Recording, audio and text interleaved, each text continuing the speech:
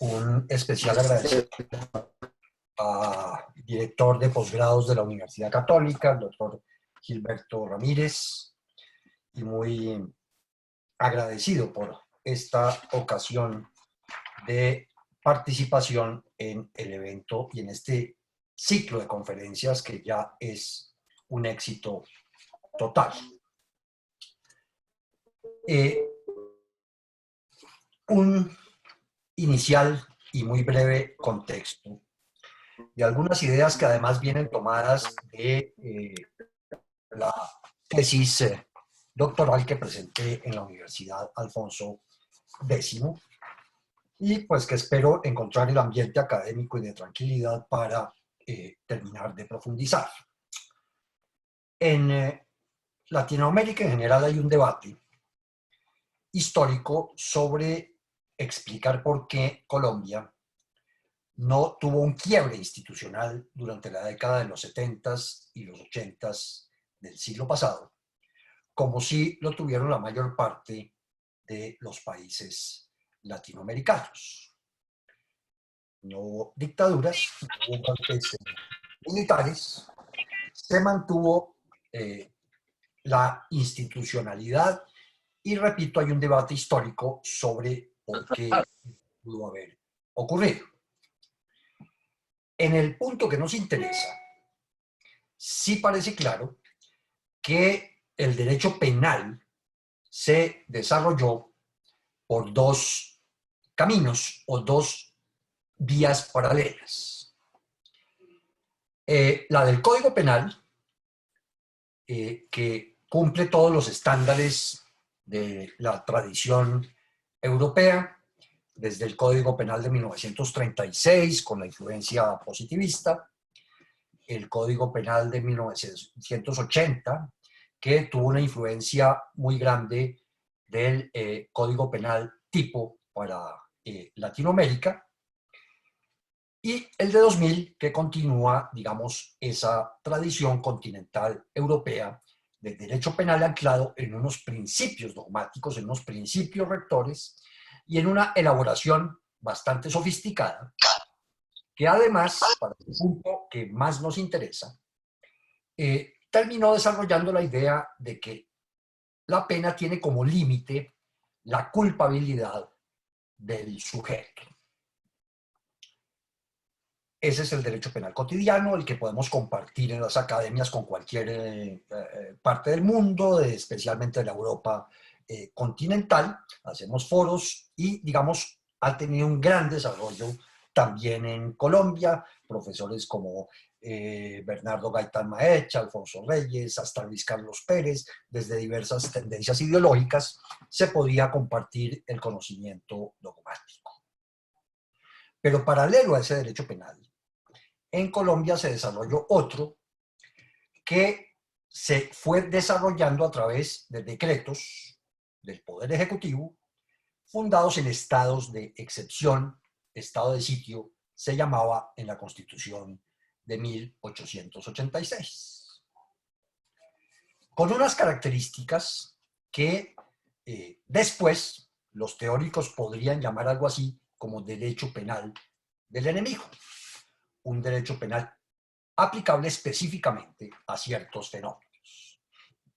Inicialmente la contrainsurgencia contra los grupos guerrilleros, que explicó, por ejemplo, el juzgamiento de civiles por cortes militares, que desde ya va, digamos, develando la notoria debilidad del sistema normal u ordinario de justicia. Pero también a veces se aumentaban los términos de retención de las personas antes de ponerlos a disposición de autoridad judicial, pero también se aumentaban las penas, se creaban delitos. Ese derecho penal paralelo no mereció la misma atención de la academia ni de la doctrina, porque se suponía que eran normas que, una vez superada la emergencia, perderían vigencia y entonces saldrían del orden jurídico. Y recuerdo incluso que la gente se burlaba, los académicos se burlaban de que aumentaran penas. Si apenas se levantara el estado de sitio, esas penas dejarían de regir.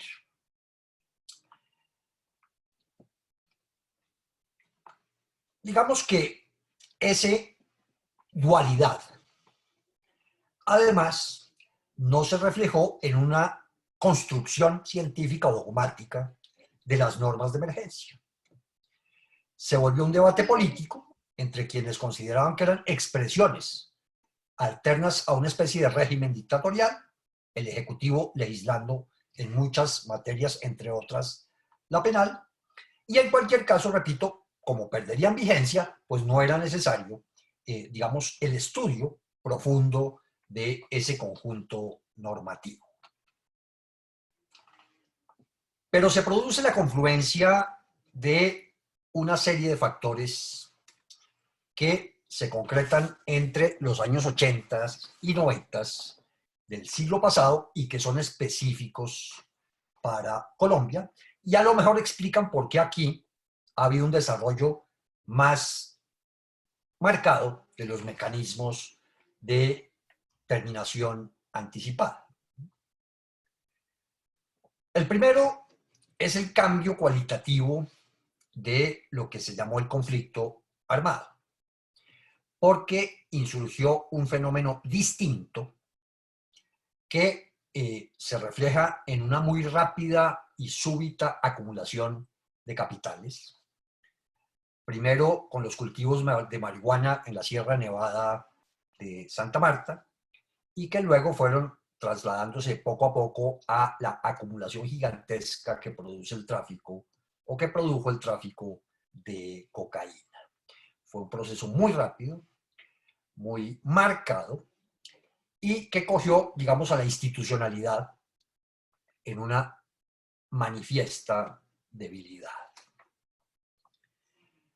Cuando se produce la tardía reacción estatal, pues ya, digamos, el control lo perdió el Estado.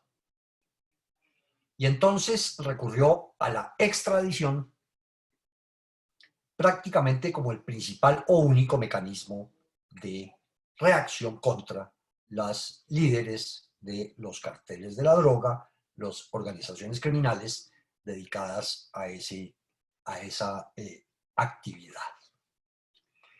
Esa dependencia de ese mecanismo es el segundo indicador grueso de la manifiesta debilidad institucional del sistema de justicia, pero que se incrementó porque no solo generó la reacción de los narcotraficantes en contra de la extradición, preferían una tumba en Colombia a una celda en los Estados Unidos de América, pero también un problema que ha pasado un poco por debajo, que fue el de la violencia directa y generalizada contra jueces, investigadores, policías.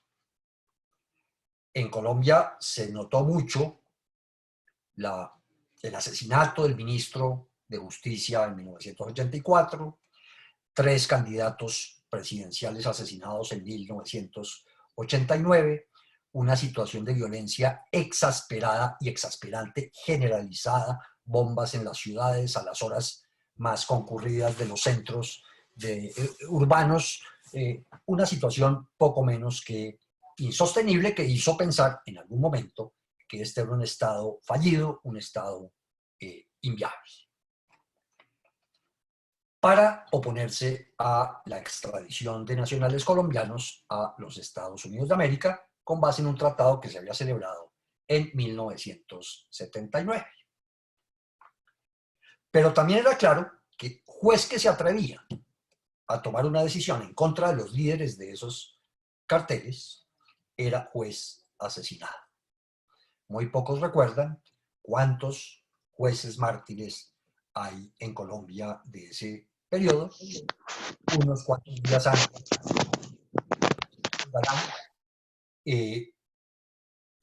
fue asesinado hasta un magistrado del Tribunal de Bogotá, Carlos Valencia, por osar dictar una autodetención o confirmar una autodetención en segunda instancia en contra de Pablo Escobar. Eso generó, digamos, una reacción estatal como siempre, a través de decretos de estado de sitio que intentaron aumentar las penas, intentaron en 1987, por ejemplo, en Colombia, por decreto de estado de sitio se estableció cadena perpetua. Eso fue muy rápidamente declarado inexequible por quien ejercía en ese momento el control de constitucionalidad, que era la Sala Plena de la Corte Suprema de Justicia. En fin, digamos, esa historia pues es relativamente conocida, pero hay que entenderla en la magnitud del reto de violencia que enfrentó en ese momento el país. Pero ya hacia el año 91, cuando se produce el proceso constituyente, se produce también un fenómeno de la apertura económica. Algunos lo llaman el neoliberalismo. Aquí hubo una conferencia del profesor peruano que se refirió a ese tema en el derecho corporativo y que expresó muy bien en la necesidad de hacer homogéneos los sistemas jurídicos. Por supuesto, desde la Convención de Viena de 1988 contra las drogas, ya también era clara la necesidad de que el sistema penal debía tender a la homogenización en el contexto de la globalización. Entonces, digamos, no es solamente los tribunales de arbitramiento, no es solamente los sistemas de justicia privada o aplicable a los negocios privados o a las corporaciones, también comenzó a percibirse la necesidad de homogeneizar los sistemas penales, tendencia que se daría más tardía en Latinoamérica y que ya prácticamente está abarcando a todos los países del área que están optando por un modelo comparable de sistema penal procesal de tendencia acusatoria. Todo esto, ¿qué es lo que produce? En primer lugar, una dogmática penal aplicable a la criminalidad ordinaria que termina muy avanzada y en unos niveles muy sofisticados de elaboración, que en lo que nos interesa supone que el límite de la pena es la culpabilidad del autor del hecho. A su vez, eso tiene un presupuesto otro, y es que todo cuanto influya en la pena, en su dosificación, debe tener una relación directa con el hecho realizado. Además, como expresión del derecho penal de acto, que fue una reacción muy grande contra el positivismo penal, que tenía componentes de derecho penal de autor. De manera que la pena proporcional, y entonces empieza a marcar un papel fundamental el principio de proporcionalidad, es la pena que se merece el sujeto por el acto o por el hecho que realizó. Y el límite es el principio de culpabilidad o la culpabilidad del sujeto. Eso supone que todo cuanto influya en la pena o en su dosificación debe tener directa relación con ese hecho realizado, su gravedad, si fue consumado, si fue tentado, si fue cómplice, si fue autor, si actuó en ira o un intenso dolor, si hay causales de agravación, hasta la cuantía, hasta la reparación atenuante del delito del patrimonio o el reintegro del peculado, son factores que se relacionan directamente con la conducta, con el hecho realizado. Solo de esa manera, en esa sistemática que se mantiene hoy aún en el Código Penal vigente, se puede establecer la proporcionalidad comparativa, además, entre diversos casos de la pena. Pero ¿qué ocurrió? Que ese sistema tan sofisticado, tan finamente elaborado y tan muy bien estudiado en los medios académicos, en la doctrina, en la jurisprudencia, comenzó por esos años de esa reacción desesperada del Estado contra la violencia del narcotráfico a ser bombardeado por los que yo he llamado factores extrasistémicos. es decir, factores que influyen en la pena, pero que no tienen relación directa o si la tienen muy diluida con el hecho realizado por el autor. Probablemente la primera manifestación de esa tendencia entre nosotros fue la confesión, que en la tradición colombiana y también en varias partes de Latinoamérica había sido fuente de procedimientos abreviados. Pero ya para 1987, que se expidió un código de procedimiento penal, ya en el barullo de violencia desenfrenada, se estableció rebaja de pena para la confesión. Y entonces ya empezamos con un factor que influye en la dosificación de la pena, que no tiene relación o la tiene muy remota con el hecho realizado, con su gravedad. Y entonces, si suponemos dos coautores del mismo hecho y no hay ningún fundamento para diferenciar la sanción, proporcionalmente se merecen lo mismo, pero uno confiesa y el otro no, se establece una diferencia punitiva. Al principio, se trató de legitimar explicando que se trataba algo así como una especie de sentimiento de arrepentimiento y que eso podría relacionarlo, si no con el hecho, sí con el autor de ese hecho. Y claro, ese será un argumento válido si no hay rebaja de pena. Probablemente confiesa porque esté arrepentido. Pero si hay rebaja de pena, pues lo que hay detrás es un cálculo utilitario. Yo confieso porque el Estado me está ofreciendo una contraprestación. ¿Y qué le está ofreciendo el Estado? Una porción de lo que se merecería como pena si no me diera ese factor. Por lo pronto diré que desproporciona la reacción punitiva. Primero. Pero segundo, empieza la negociación. Aquí una negociación planteada directamente entre la ley, que ofrecía la rebaja, una tercera parte para esa época, fija, incluso, y lo veremos más adelante que tiene trascendencia, sin mediación judicial, distinta a controlar que sea una confesión libre, espontánea, no obligada, y que sea de alguna manera fundamento de la sentencia condenatoria. Pero ese es el único control que ejerce el juez. De resto, tiene que rebajar la pena en la proporción que señaló la ley. Eso marca que, lo veremos también en el desarrollo, hay un planteamiento de un negocio directo entre la ley y el ciudadano, asesorado por su abogado. Confieso y me dan la tercera parte de la pena. El factor más complejo se produjo en una política que se denominó en su momento política de sometimiento a la justicia. Al igual que el derecho penal paralelo, que después se llamó derecho penal del enemigo, ahora a estos mecanismos los llaman justicia o modelos de justicia transicional. Solo que en Colombia, en ese momento, tuvo una particularidad muy marcada. Y es que la violencia estaba centrada en impedir la extradición de narcotraficantes a los Estados Unidos de América.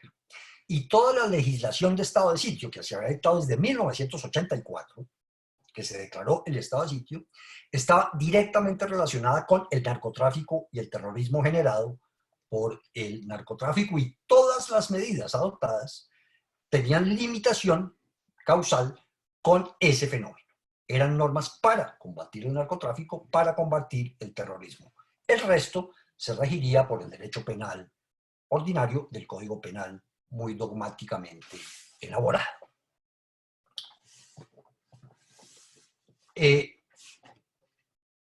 Se ocurrió, eventualmente, que una buena idea sería lograr la entrega de los narcotraficantes. originariamente en la propuesta a cambio de no ser extraditados, que respondieran en Colombia por sus delitos. Pero ¿cómo incentivar? ¿Cómo lograr que se entregue? Por supuesto, lo primero, a cambio de la no extradición. En Colombia hay un debate muy fuerte sobre si todas esas medidas que se tomaron en la seguidilla de decretos de 1991 de la política de sometimiento a la justicia, entre nosotros más conocida por jueces y fiscales sin rostro, la violencia llegó a tal nivel que otra idea fue que los jueces y los fiscales no pusieran la cara, que pusieran un número, que fueran anónimos para proteger su vida. Lo cierto es que en esa política de sometimiento, también por primera vez se plantea la rebaja de pena por haberse entregado y por confesar un delito al menos un delito. Entonces ya es un triple factor de negociación. Primero y el principal, la no extradición. Segundo, premios punitivos, premios o contraprestaciones, como quiero llamarlas yo, punitivas, por el hecho de entregarse y confesar al menos un delito. Pero además se puede documentar históricamente que la exigencia de confesión obedeció a la debilidad manifiesta del aparato judicial, porque como estaba dependiendo de la extradición, entonces no se ocupó en serio en el interior de probar o de generar las pruebas suficientes para las condenas en Colombia. Y eso explica por qué los decretos tuvieron que ser sucesivamente, porque íbamos a correr el riesgo de que se entregaran, pero no habría ninguna prueba contra ellos. Entonces se incentivó la entrega con la rebaja de pena por esa entrega y por la confesión, y además sí delataban las rutas o las organizaciones o los cómplices o los copartícipes en la organización. Para señalar que entonces este modelo negociado tiene unas particularidades muy marcadas en Colombia, que se reducen primero a que se desarrolló por decretos de estado de sitio, no como legislación permanente, exclusivamente aplicable al narcotráfico, en el contexto de ofrecer la no extradición de los narcotraficantes a los Estados Unidos, pero sí su sometimiento a la justicia interna. Eso es doblemente un modelo de justicia transicional, aunque en ese momento no se llamara así, y además un modelo de justicia negociada, aunque tampoco se llamara de esa manera, sino una especie de sometimiento a la justicia. En la discusión histórica está si esas fueron decisiones unilateralmente adoptadas por el gobierno o si fueron negociadas con los carteles de la droga. El éxito aparente de esa política pues se da porque, como paralelamente se estaba adelantando el proceso constituyente, que dio lugar a la Constitución Política de 1991, digamos que allí se aprobó por acto constituyente la no extradición de colombianos. El debate interno en Colombia es gigantesco sobre eso. Aparentemente esa decisión se logró físicamente pagando varios de los constituyentes, pero lo cierto es que entonces se perdió, vía de la Constitución, uno de los principales incentivos que había para lograr que se entregara, que era por voluntad del gobierno la no extradición de nacionales. Y todos recordamos que Pablo Escobar no se entregó hasta cuando la constituyente no prohibió, por regla constitucional, la prohibición, la extradición de nacionales colombianos a los Estados Unidos de América, que después se restableció hacia el año 97. Pero entonces sí quedaron las otras dos incentivos, la rebaja por confesión y la rebaja por haberse entregado y haber testimoniado contra otras personas. Esa percepción de justicia paralela, repito, era aplicable exclusivamente a los narcotraficantes. Por eso se percibía como lo que hoy llamamos un modelo de justicia transicional, necesario para hacer un tránsito de un estado de violencia generalizada a un estado de relativa tranquilidad. También el juzgamiento histórico del éxito o fracaso de esa política está abierto al debate. Lo que sí es claro es que cesaron definitivamente los asesinatos de jueces y de investigadores y de policías o magistrados. Se produjo un quiebre que no ha sido suficientemente estudiado entre nosotros. Y es que en la Constituyente del 91 se planteó un debate sobre qué hacer con todo el conjunto de reglas o normas que habían sido dictadas por el Ejecutivo durante 6, 7 u 8 años, fundadas en el estado de sitio. Propuestas que fueron desde que por acto constituyente se derogara de un solo plumazo, hasta la solución negociada que apareció después y que es muy particular en la institucionalidad colombiana. Y es que del seno de la constituyente se diseñó, se creó una comisión especial legislativa. Aquí la llamaron congresito, cuya tarea era examinar todo ese conjunto de reglas de estado de sitio frente a la constitución que estaban en ese momento aprobando, la nueva constitución que hoy nos rige. De manera que si ese congresito las encontraba contrarias a la Constitución, salían del orden jurídico. Si las encontraba conformes con la Constitución, habilitó al gobierno, al Ejecutivo, para incorporarlas a la legislación permanente por decreto.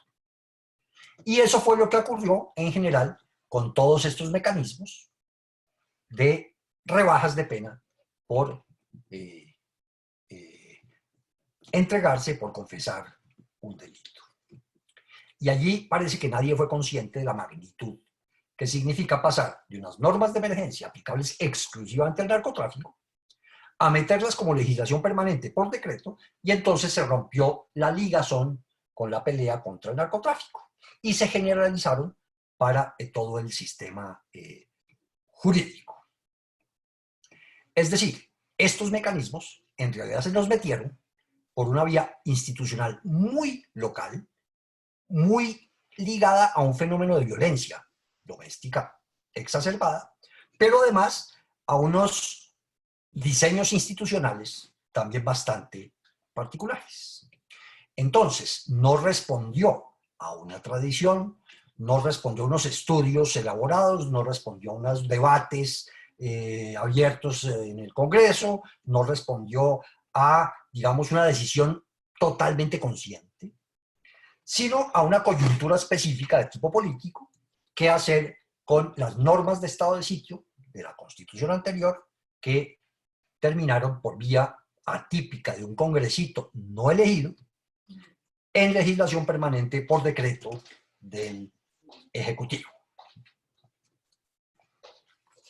Enseguida se desarrolló el Código de Procedimiento Penal, ya para la nueva Constitución, para la Fiscalía recién creada por el Constituyente del 91, que es una de las probablemente decisiones más importantes de esa Constituyente desde el punto de vista de la estructura estatal junto con la tutela, porque pues solucionó en buena medida la debilidad manifiesta del sistema de justicia de un juez de instrucción criminal autónomo armado de máquina de escribir y un asistente, enfrentado a los carteles de la droga con unos cuantos auxilios de la Policía Judicial, de la Policía Nacional.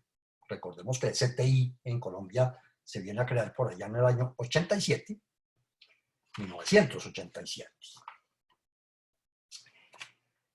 2 años después, se produce una adaptación de esos mecanismos, de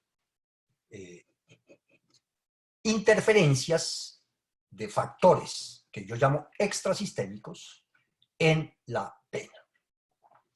También el debate en Colombia está abierto alrededor de si esas reformas fueron influidas y hasta dónde fueron influidas por los propios carteles de la droga, ya no el de Pablo Escobar, sino el del cartel de Cali, y sí, efectivamente, todos recordamos abogados afectos a esos carteles haciendo lobby en el Congreso de la República,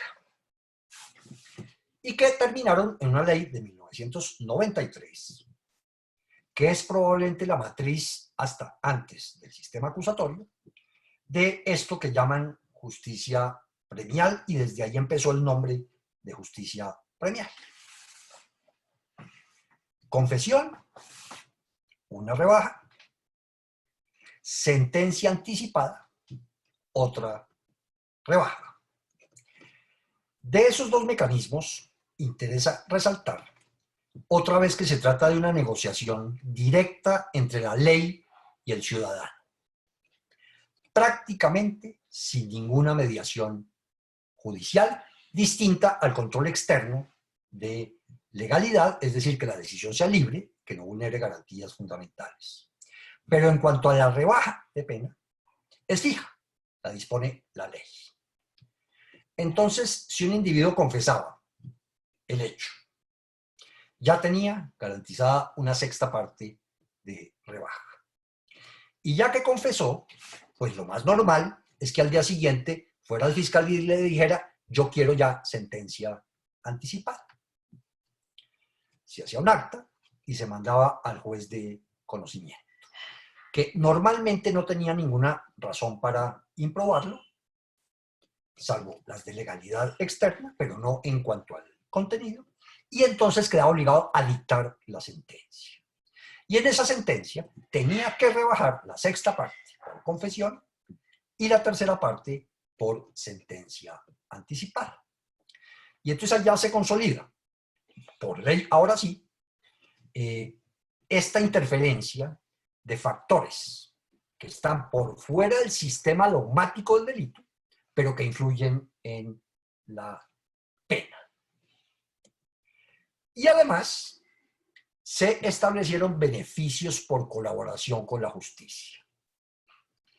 Entonces aquí se nos abre otra vez en dos: los que corresponden al sindicado o al procesado por su propia actitud respecto de su delito, y eso tiene una contraprestación dada: confesión sexta parte, tercera parte sentencia anticipada. Pero además tiene la opción de optar, la opción de colaborar con la justicia delatando a otras personas, dando rutas de narcotráfico, etcétera, colaboración, que en ese momento del año 93 podría generar, además de otras circunstancias como cambiar la prisión carcelaria por la domiciliaria, cambiar la prisión por trabajo comunitario, cambiar las condiciones de suspensión de la ejecución de la sentencia o de la libertad condicional, podría generar también rebaja de pena de la sexta parte a las 2/3 partes de la sanción. Y además, rebaja que se podía acumular a la de la confesión y a la de la sentencia anticipada. Ese es el panorama general de los antecedentes de lo que hoy son los mecanismos de terminación anticipada del proceso, en los que se resalta que rompen el esquema dogmático del delito. Y si cualquiera revisa Código Penal del 36, Código Penal de 1980 y Código Penal de 2000, no va a encontrar una sola norma en donde aclarar o legitimar las rebajas de pena que están por fuera del sistema y que siempre se han dado o por leyes especiales, primero estado de sitio, luego acto del Congresito, luego ley de 1993, en los códigos procesales, posteriores. Pero no hay, es decir, todavía tenemos un código penal anclado en el principio de culpabilidad, proporcionalidad limitada por el principio de culpabilidad, toda la dogmática penal aplicable. Ese código penal ya es de 2000, que debería haberse ocupado de eso, no menciona en ninguna de sus normas ninguna posibilidad de rebaja por factores extrasistémicos. Esos vienen por fuera, bombardean el sistema desde afuera.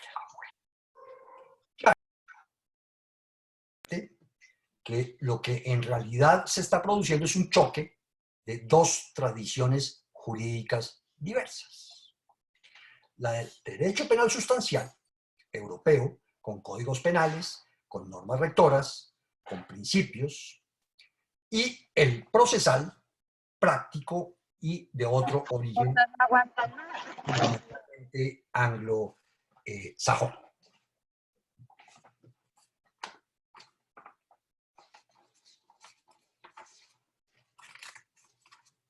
Se abre ya en audiencia anticipada y en audiencia especial. La audiencia especial habilitaba en ese momento a negociar con el fiscal los cargos. Pero no tuvo desarrollo práctico.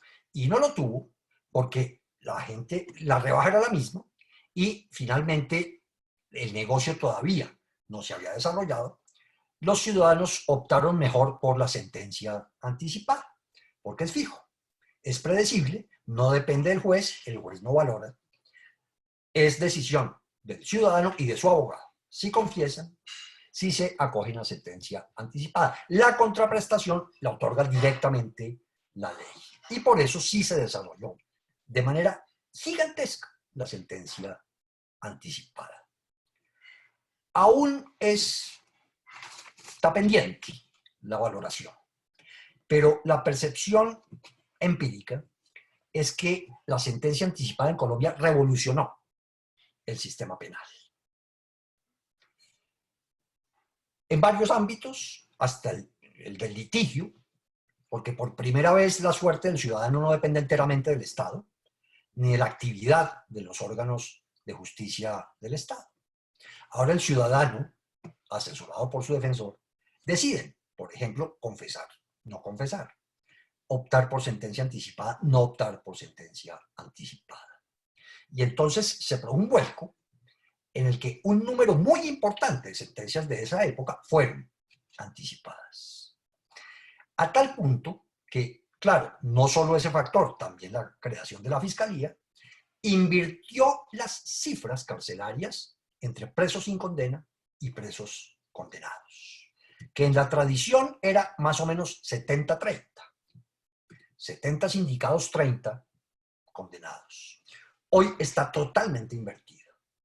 Esa proporción no es satisfactoria, siempre sigue siendo muy alta la de los presos sin condena, pero no se compara para nada con la situación precedente. Y en buena parte eso hay que atribuírselo a la sentencia anticipada. Pero ya también se empezaron a oír las voces de protesta.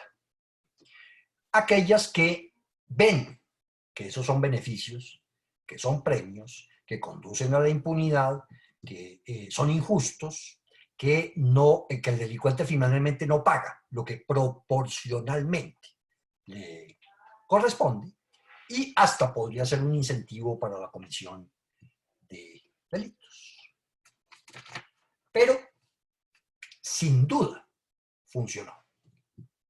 Pero además tuvo otro efecto fundamental, que empezó a quebrar las estructuras internas de las organizaciones criminales, las lealtades, la ley del silencio interno. Porque a la hora de la captura, sálvese quien pueda, y la gente normalmente aprovecha cualquier resquicio y entonces comenzó a delatar, se acogió a sentencia anticipada, en fin, digamos, eso revolucionó realmente el sistema de justicia en Colombia. No digo en este momento si para bien o para mal, porque justamente ahí está digamos, el debate. Porque ¿a cambio de qué se logró eso? A cambio de renunciar a la proporcionalidad plena de la sanción. Y entonces se convierte en la pena negociada. La pena tampoco lo ha reconocido nunca la ley sustancial ni la dogmática penal. Comenzó a adquirir un nuevo parámetro, un nuevo significado, que es el de la pena como instrumento de cambio. O lo he llamado yo también pena mercancía. ¿Qué me das? ¿Qué te doy? En una relación bilateral sinalagmática. ¿Qué me ahorras? Confieso. ¿Qué me ahorras? Me acojo ya a sentencia. Entonces, ¿qué me das a cambio? Pedazos de pena. Si quieres, te colaboro y desbarato la banda de delincuentes. Listo, pero gratis no. ¿A cambio de qué? Podría llegar hasta las 2/3 partes de disposición de la sanción. En resumen, casi toda la sanción. Pero habíamos señalado cómo, paralelamente, se produjo la globalización. La globalización. Que impone la exigencia, para, además específica, proveniente en buena parte de la Convención de Viena de estupefacientes, de volver homogéneos los sistemas jurídicos, los sistemas procesales fundamentalmente. Y en esa homogenización había dos alternativas. O que otros se acogieran al sistema continental europeo o el que llaman inquisitivo, o que estos adoptaran la tendencia acusatoria. Por supuesto, no había duda de en el equilibrio de fuerzas quién iba a ganar. Era obvio que Latinoamérica tendría que plegarse hacia el sistema acusatorio. No es entonces casual que esa tendencia sí sea prácticamente común a todos los países de Latinoamérica, que de un momento a otro decidieron correr hacia el sistema acusatorio. Eso se concreta ya en la reforma constitucional en Colombia de 2002 y en el Código de Procedimiento Penal que hoy nos rige. Muy rápidamente, ¿cuáles son los componentes centrales allí? Es un sistema diseñado para no ir a juicio. No, ojo, no es un sistema diseñado para que haya juicios, sino para que no los haya. Todas las cifras indican que en los sistemas fuentes anglosajones, a juicio nunca va a llegar el 10% de los casos. Está diseñado para que no llegue a juicio. Entonces, corresponde dificultar ir a juicio. Va a ser muy difícil ir a juicio. Por varias vías se logra eso. Algunas en Colombia no han sido suficientemente estudiadas. Por ejemplo, haberle quitado al fiscal la obligación de investigar con igual celo lo favorable y lo desfavorable. Ese cambio, de una magnitud gigantesca, no ha sido suficientemente estudiado. Porque entonces el fiscal hoy solo tiene que investigar la hipótesis delictiva. Antes tenía que con igual celo investigar la otra. Quitada esa carga, ¿a quién le corresponde la otra? Por supuesto, a la defensa, al ciudadano. Y ahí ya se van a reflejar las desigualdades sociales, obviamente. No es igual la igualdad de armas. Si yo puedo traer al perito mejor del mundo a controvertir al de la fiscalía, así no tengo ni siquiera para pagarle al abogado. Entonces va a ser muy difícil que yo vaya a juicio, aún si estoy alegando inocencias.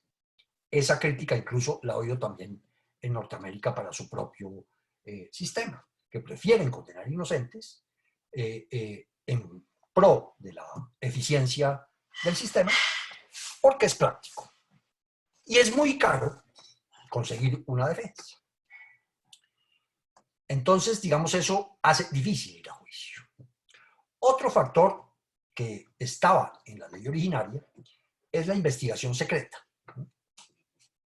El mensaje es claro: fiscal, investigue tranquilo, usted no tiene que avisarle a nadie, tómese su tiempo, sin términos legales, de modo que cuando ya esté listo, active el proceso. Pero cuando ya esté listo significa que cualquier defensor sensato va a ver lo que tiene la fiscalía y va a decir, aquí hay que buscar una salida negociada. No es entonces eso de la investigación secreta un atavismo medieval visto desde la perspectiva inquisitiva. Es que en el sistema inquisitivo casi que la defensa se activaba tan pronto delinquía, inmediatamente entraba, por una desconfianza también razonable que en América tenemos con los sistemas policiales y con los sistemas de investigación anteriores a la intervención judicial.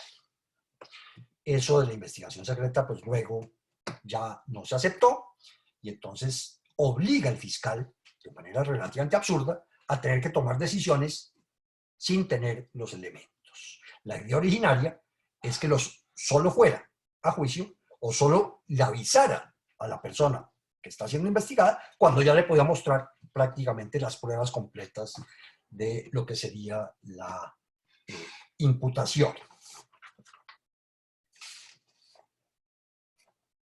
Y claro, supone el incentivo a esas dificultades crecientes para ir a juicio, le contraponemos el incentivo, que es fácil.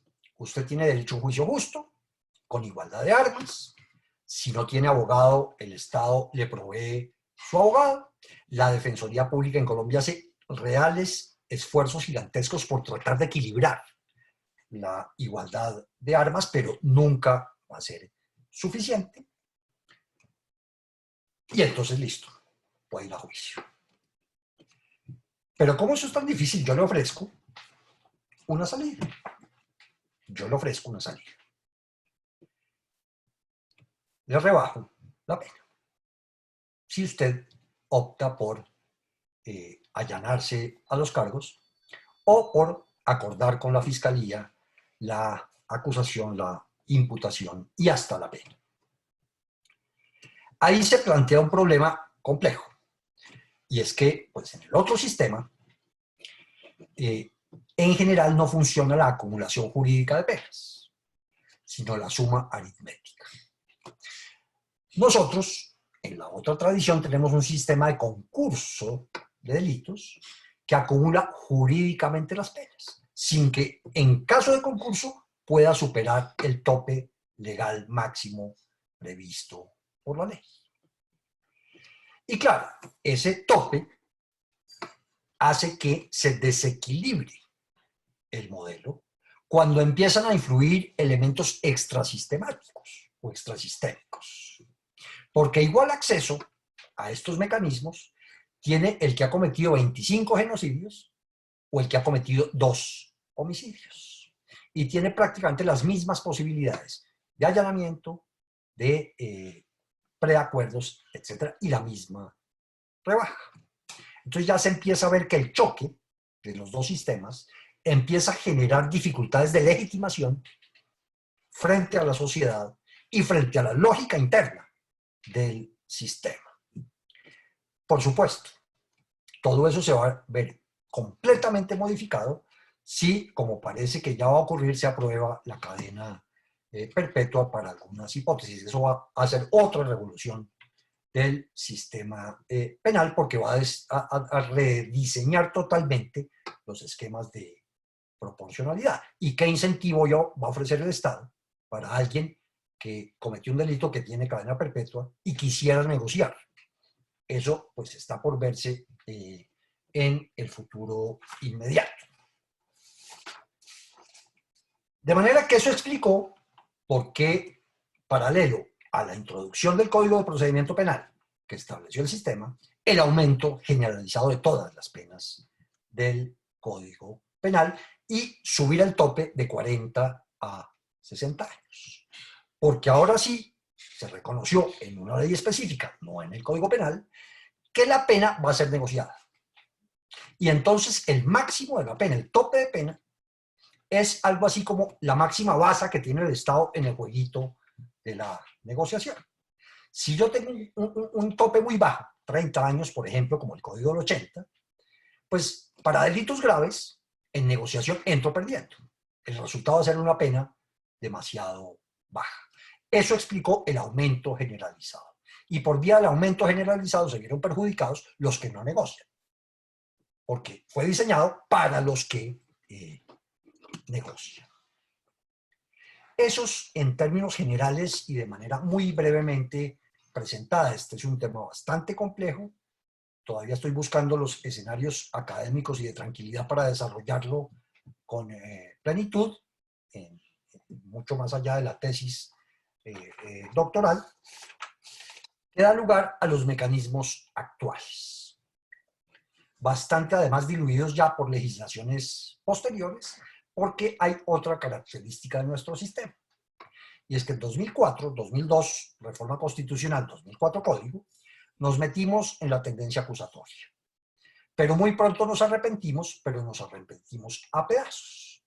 Y entonces se han dictado 4, 5, 6 normas que exceptúan buena parte de los componentes de la negociación acusatoria, por ejemplo, en el Código de la Infancia y la Adolescencia, por ejemplo, en la ley que creó el delito de feminicidio, o por ejemplo en la lista de delitos que en el Código Penal ahora prohíben otorgar cualquier rebaja de pena y que ha sido mal interpretada como si prohibiera las rebajas por preacuerdos o por allanamientos.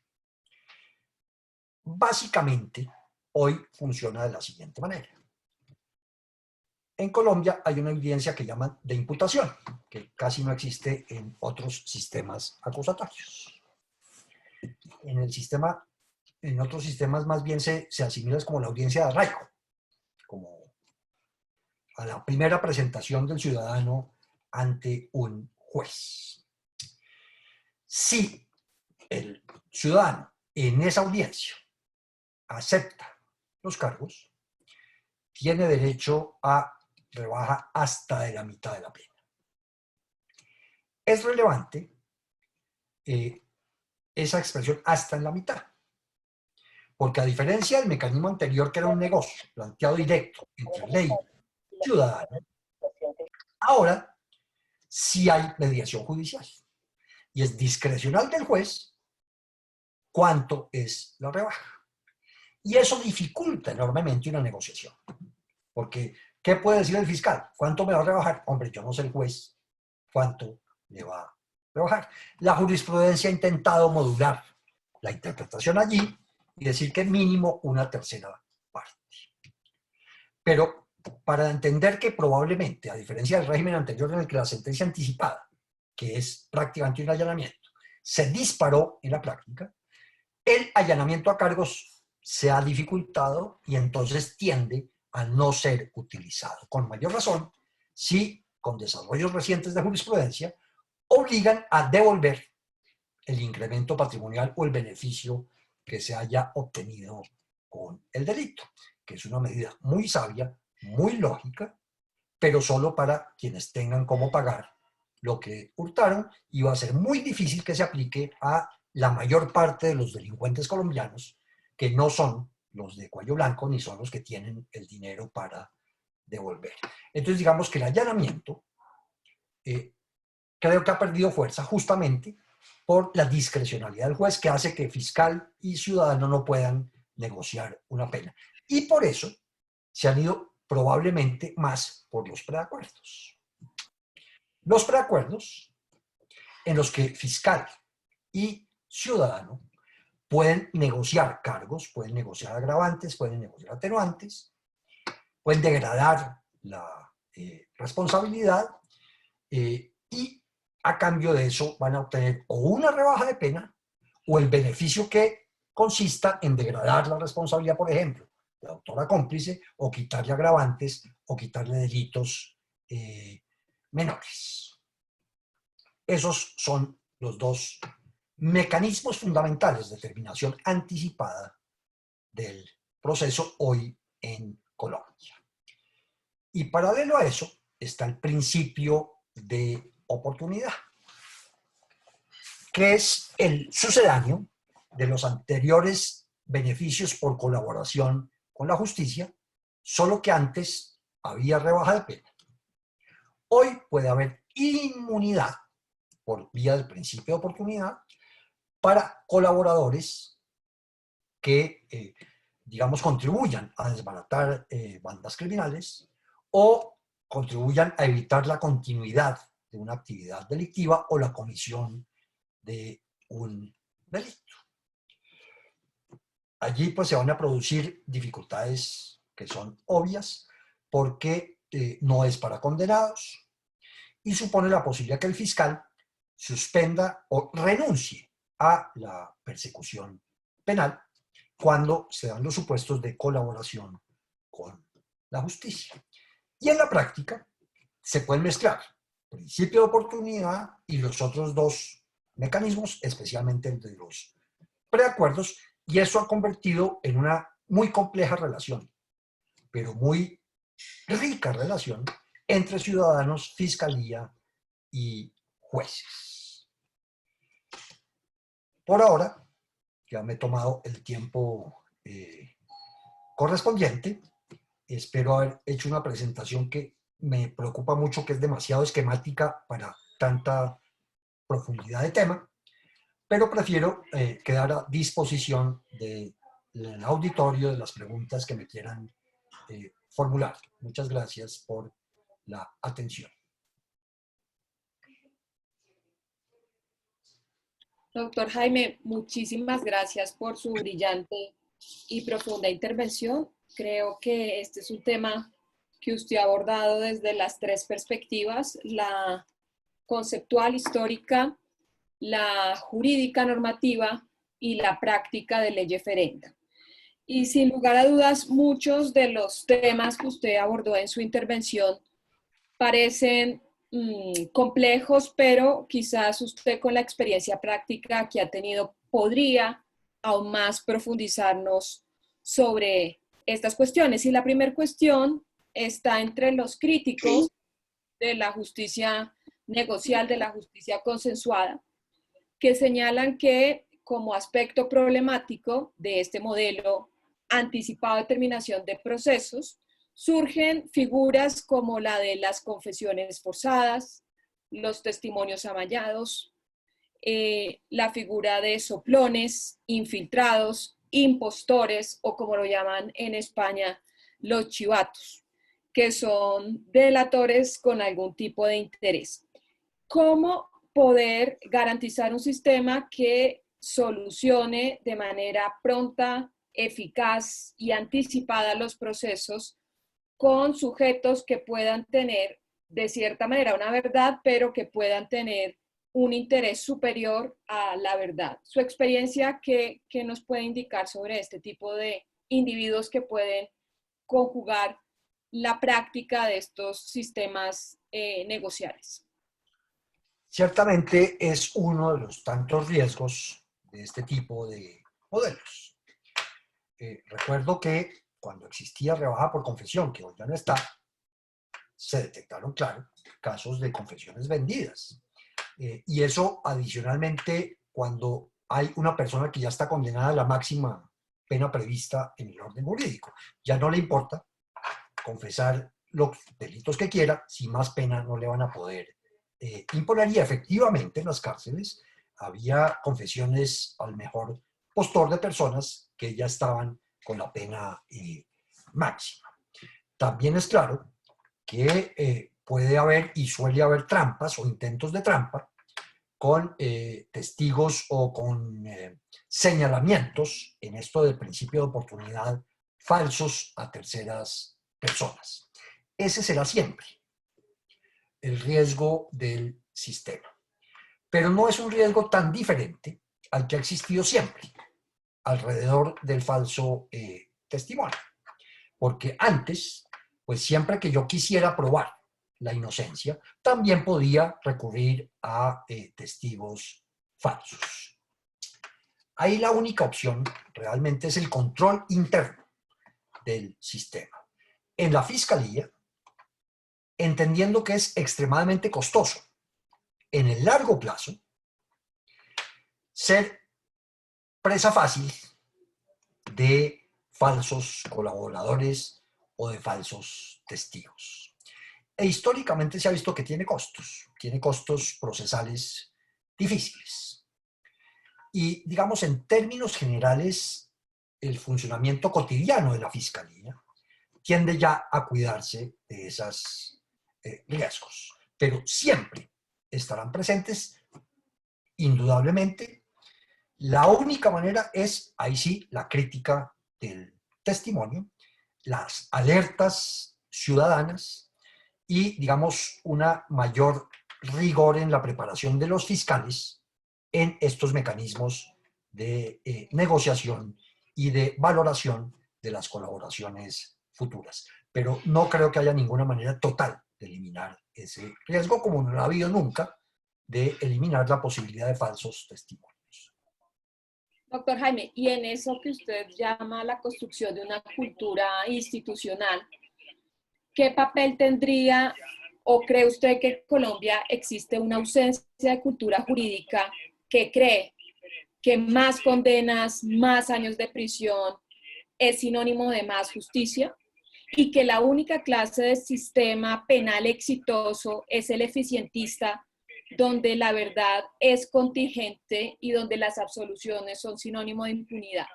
¿Qué rol en ese sentido tiene la formación jurídica, la cultura jurídica y qué papel usted cree que está llamado a incentivar la Fiscalía General de la Nación? A ver, yo creo que hay tiempo para los debates. El filosófico, ético, hay que darlo por superado. Ciertamente no es fácil aceptar estas rebajas de pena que provienen de factores extrasistémicos si lo valoramos sobre la base de un sistema de proporcionalidad sistemáticamente anclado en la dogmática penal y en el principio o límite culpabilidad. Eso no es fácil de aceptar. Pero mire que para Colombia vino siendo una construcción muy autóctona en medio de una situación terrible de violencia. Pero ya después de 2004 se instauró oficial y formalmente hasta por acto constituyente. Hubo reforma constitucional. Es decir, gústenos o no, ese es el sistema que adoptamos. La cultura lo que tiene que hacer es tomar una decisión clave. O nos devolvemos, pero entonces si nos devolvemos del todo. Y no permitamos negociar cargos, no permitamos terminaciones anticipadas del proceso a cambio de pena.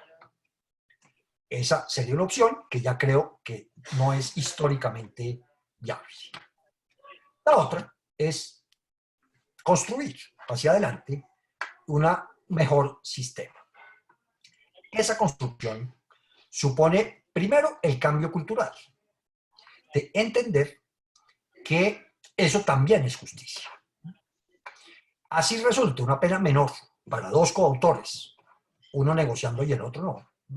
El resultado hay que asumirlo como justicia también. Porque si no es así, pues no se va a legitimar nunca. Entonces mejor nos devolvemos. Es necesario que culturalmente se entienda que ese es el nuevo modelo de justicia. Y eso supone también dentro de la Fiscalía, que ya va en un proceso interesante, eso ya tiene años, de asunción total de ese sistema, tanto en la búsqueda de eficiencias, pero también en los cuidados de los controles. Eso está en construcción, pero es que ahí también hay que entender otra cosa. Puede que eso lleve 10 o 15 años, pero es que del sistema que viene tomado lleva 700, 800 años de tradición y de construcción. Y a nosotros nos tomaron de un momento a otro con una tradición europea muy arraigada y de un día para otro prácticamente en 5, 10 años nos cambiaron totalmente el esquema. Pero yo creo que se va en la dirección correcta, lenta, hay todavía dificultades, pero también hay que pensar que normalmente cuando en un juicio se produce absolución, es porque probablemente la fiscalía no debió acusar. O se utilizó bien el sistema para el juicio. Pero los proyectores del sistema que tomaron cifras y proyectaron cifras cuando lo instauraron, calculaban que a esta altura más del 70% de los procesos deberían estar terminando anticipadamente. Y ese resultado todavía no se ha obtenido. Y eso, claro, produce lo que se percibe hoy, que no es solo impunidad, sino además un colapso total del sistema que, pues, definitivamente no va a lograr abarcarlo todo. Y el mecanismo principal que los proyectores tenían era el principio de oportunidad, mucho más incluso que los mecanismos de preacuerdos o allanamientos. Entonces, efectivamente, supone un cambio fundamental que se está construyendo. Creo que va en la dirección correcta desde la perspectiva previa de haber solucionado ya el debate de base. Este es el sistema que tenemos, este es el sistema que tenemos que garantizar que funcione por un muy largo tiempo. Doctor Jaime, desde Brasil le pregunta Luciana da Silva lo siguiente, que le quedó sonando de su intervención, le quedó esa inquietud. ¿Cómo responder a los detractores de la justicia de la delación en relación a la ética estatal que sella pactos con delincuentes? Frente a esta situación, ¿cómo puede contraargumentarse? A ver, yo en este momento ya no lo planteo en términos de argumentos o contraargumentos, sino de tiempo de los debates. Eso, digamos, se debe debatir antes de asumir el modelo, antes de asumir el sistema. Y entonces, no se debe asumir si el equilibrio ético rechaza definitivamente la negociación con delincuentes.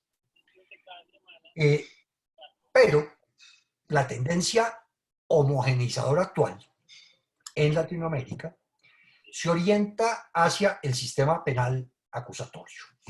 Y el sistema penal acusatorio está filosóficamente diseñado para la negociación. No tiene diques éticos para la negociación porque estima que hay resultados superiores que se logran en términos no solo de eficiencia, sino también en términos de desbaratar organizaciones, en términos de que la gente acepte su propia responsabilidad, muestre ahí sí de verdad su arrepentimiento. Entonces, digamos, si lo planteamos en términos éticos, pues tendríamos que devolvernos.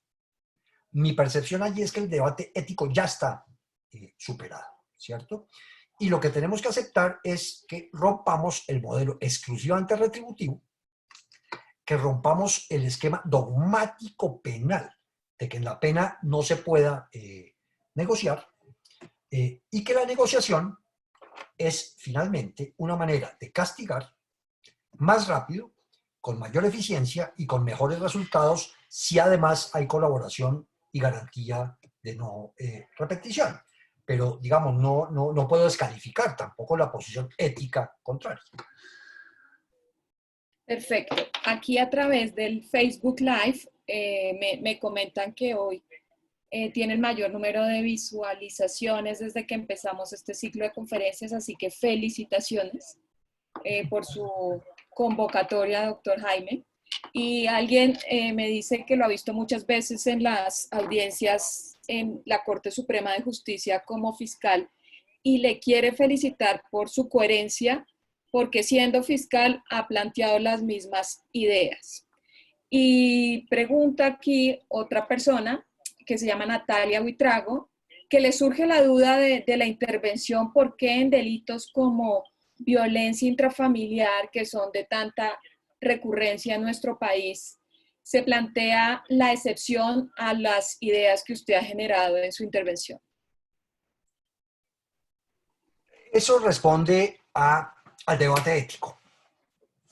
Digamos, no se ha logrado resolver del todo el debate ético. No hemos logrado asumir completamente el sistema de tendencia acusatoria. Y además, en áreas específicas se ha generado la idea, más o menos arraigada, de que solo la reacción de justicia profundamente retributiva es la que va a lograr, digamos, parar fenómenos graves como el de la violencia intrafamiliar, el feminicidio, la violencia contra los menores, la corrupción administrativa. Y entonces respondes a uno que yo he llamado proceso desacusatorio. Justamente por el debate ético, en el 2003 o 2004 lo metimos.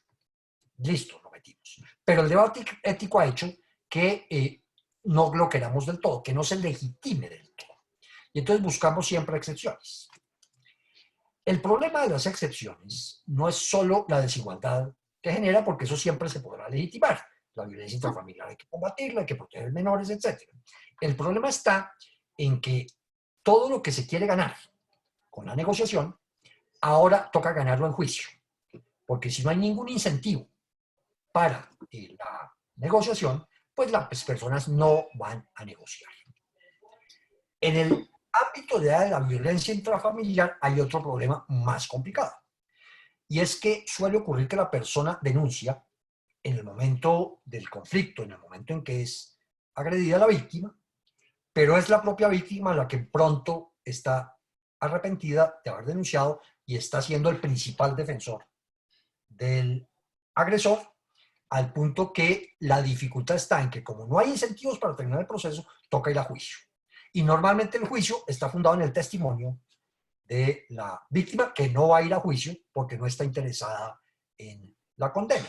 Es el mejor ejemplo de por qué finalmente sí es mejor el modelo de negociación y la frustración que hoy se produce en la mayor parte de los procesos de violencia intrafamiliar que terminan con sentencia absolutoria porque el fiscal no cuenta con las pruebas, porque la víctima y los testigos de la víctima no concurren a los juicios. Se intenta solucionar con otros mecanismos como la fijación de pruebas, etcétera, pero digamos, para responder la pregunta, eso tiene que ver con un proceso de arrepentimiento parcial a pedazos de haber adoptado el modelo negociado. Excelente. Hay muchas más preguntas, pero vamos a ir desarrollando algunas de ellas porque son muy extensas. José Adrián Cabezas le pregunta, ¿se está congestionando el sistema acusatorio y el espíritu era la descongestión de los procesos creando insatisfacción por parte de la ciudadanía, por parte de la población colombiana? En este punto, ¿qué podemos hacer para solucionar esa crisis? Bueno, la congestión tiene muchas facetas, muchas expresiones, muchas manifestaciones. Lo primero, ningún sistema del mundo tiene la capacidad de absorber la totalidad de los delitos. Todo sistema penal es selectivo. Tiene que ser selectivo. La imagen de impunidad o no impunidad, de colapso o no colapso, más tiene que ver con los criterios de selectividad, que si son sesgados, si, por ejemplo, se expresan en esos aforismos como que la ley es para los de Ruana, o que la ley es para los ricos, lo que favorece es para los ricos, si ese tipo de cosas se van asentando, o si no tiene la capacidad de reacción fuerte frente a delitos muy graves, eso contribuye ciertamente a la deslegitimación.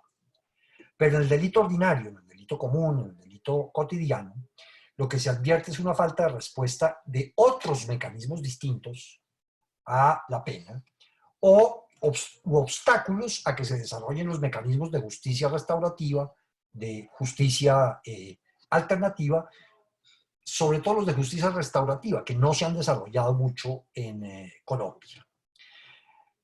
Claro, eso produce un, entre comillas, colapso, porque el sistema no va a tener la capacidad. Si además de eso dificultamos el desarrollo de las negociaciones, pues más colapso se va a generar. Pero también hay que reconocer que hay, digamos, un camino por recorrer en dos vías.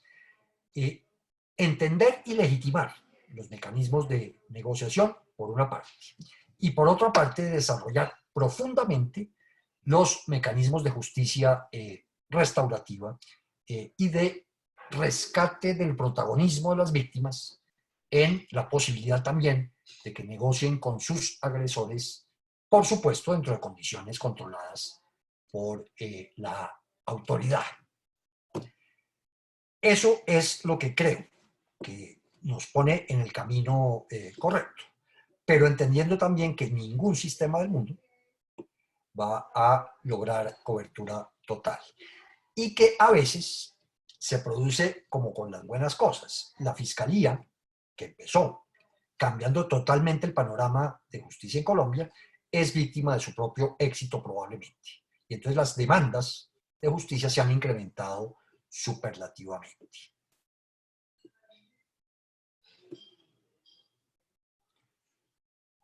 No tengo...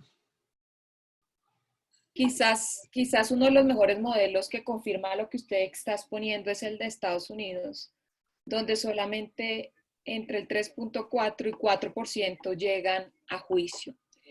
Y Juan Carlos Cárdenas, además de felicitarlo por su brillante exposición, quiere hacerle el siguiente planteamiento.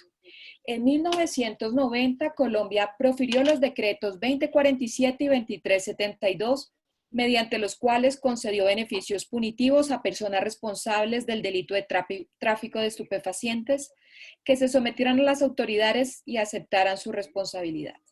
Era obligatorio no estar privado de la libertad, que se presentaran voluntariamente, que confesaran la totalidad de los delitos cometidos y que entregaran la totalidad del dinero y propiedades, producto directo o indirecto de los delitos aceptados. Eso produjo el comiso de dichos bienes a favor del Estado colombiano y por este mecanismo se produjeron muchas sentencias anticipadas, ya ejecutoriadas y obviamente en firme. ¿Cree usted que sobre estos mismos bienes ya investigados y definidos en sentencia, es legal que la Fiscalía General de Nación pueda iniciar procesos de extinción de dominio en la actualidad con una forma de justicia de negociación? Bueno, varias observaciones a la pregunta. En realidad no tenían que confesar todos los delitos, bastaba con que confesaran un delito y el beneficio, claro, se daba por ese delito confesado. Los demás, si no los confesaba, pues seguían en la investigación. Y efectivamente tampoco tenían que entregar todos los bienes. Entregaban los bienes que quisieran y, digamos, por esos mismos años, un poquito después, se aprobó por primera vez la primera ley de extinción de dominio, justamente para suplir aquellos bienes que no hubieran sido entregados, pero que en cualquier tiempo, es ley intemporal, el Estado pueda probar que carecen de justo título sustancial, no justo título formal, sino sustancial. Hay una tendencia hoy a proponer que se involucre la extinción de dominio también en la negociación. Y de hecho se está produciendo lentamente de manera relativamente informal. Porque ¿qué es lo que está ocurriendo? Que se pone como condición para el preacuerdo que la persona devuelva bienes o entregue bienes. Pero simultáneamente, últimamente hay una muy agresiva política de extinción de dominio. Entonces, ¿qué es lo que están diciendo los ciudadanos? A ver, yo quiero devolver, pero usted mismo me está quitando Estado los bienes. Entonces se está tratando de habilitar sentencia anticipada también en la extinción de dominio con el fin de que esa expresión de renuncia al proceso de extinción de dominio valga como reintegro que posibilite el preacuerdo en el proceso penal. Y ya hay antecedentes de decisiones de la Corte que han permitido ese mecanismo. Es decir, el Estado está extinguiendo el proceso de extinción de dominio, el ciudadano renuncia a defenderse en ese proceso de extinción de dominio a cambio de que esos bienes queden a favor del Estado, pero le sirvan para habilitar el preacuerdo o ahora los allanamientos en los que también se está exigiendo, por vía de jurisprudencia, devolución de bienes. No sé si a eso se refería la pregunta específicamente. Sí, la amplía diciendo que se refiere a los bienes que fueron investigados y devueltos por encontrar legalidad en su origen. Pero como la persona fue sometida a la justicia, aceptó responsabilidad por narcotráfico y fue condenado. La fiscalía hoy vuelve a investigar esos mismos bienes bajo la ley. Ahí hay, digamos, un debate distinto, que es también de mucha profundidad, que fue que se vivió cuando se aprobó la ley de extinción de dominio.